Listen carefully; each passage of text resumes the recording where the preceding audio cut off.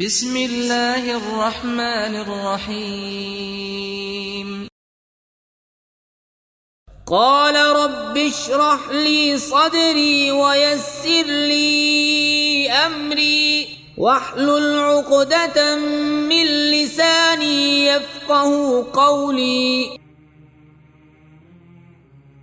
حضرت ابن عباس رضی اللہ تعالیٰ عنہ سے روایت ہے کہ ایک عورت رسول اللہ صلی اللہ علیہ وسلم کی خدمت میں آئی اور کہنے لگی کہ میری ماں کا انتقال ہو گیا ہے اور اس پر 1 مہینے کے روزے لازم ہیں.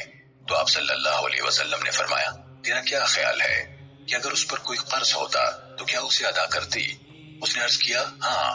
آپ صلی اللہ علیہ وسلم نے فرمایا اللہ تعالیٰ کے قرض کا زیادہ حق ہے کہ اسے ادا کیا جائے. حدیث number 2693. Narrated by Ibn Abbas Razi Allah Ta'ala Anhu, a woman came to the Messenger of Allah, may peace be upon him, and said, my mother has died, and fasts of a month are due from her. Thereupon he said, don't you see that if debt was due from her, would you not pay it? She said, yes, I would pay on her behalf.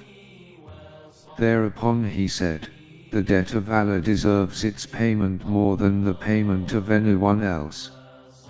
صدق اللہ العظیم.